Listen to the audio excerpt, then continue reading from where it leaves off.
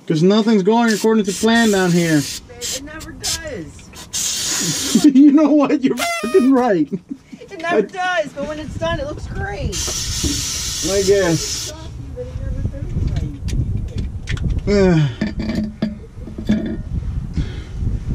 You know what? My wife is right. This shit never goes according to plan, but it works, I guess. By the way, I'm not talking to myself. I'm talking to the camera.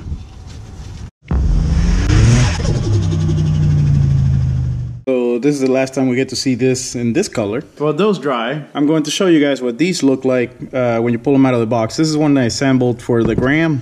Pretty much you get your spring, your shocks, and then you get another box with the brackets and all the hardware. So starting with the boring stuff, pretty much a little box for your spring. These are 170 pound springs. I want something that will give me a soft ride and enough adjustability where I can raise it and lower it to my content. If you go with the stiffer ones, you pretty much gotta move this lower and lower than you would with a softer spring.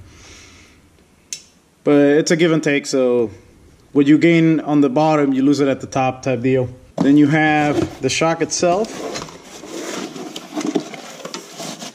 In the box you get your QA1 sticker, instructions,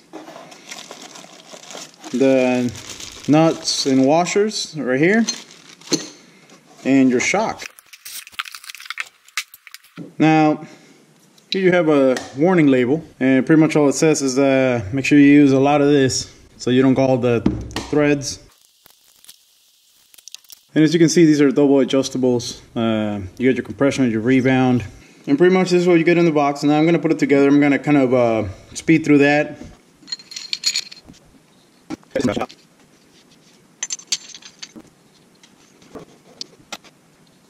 Now QA1 sells a roller bearing kit that you can put here. I have those on the front because you can never really get all of the compression off of the spring, unlike the rears. So I felt like in the rears they were not necessary. And I went ahead and just used the washer that they sent you in the kit.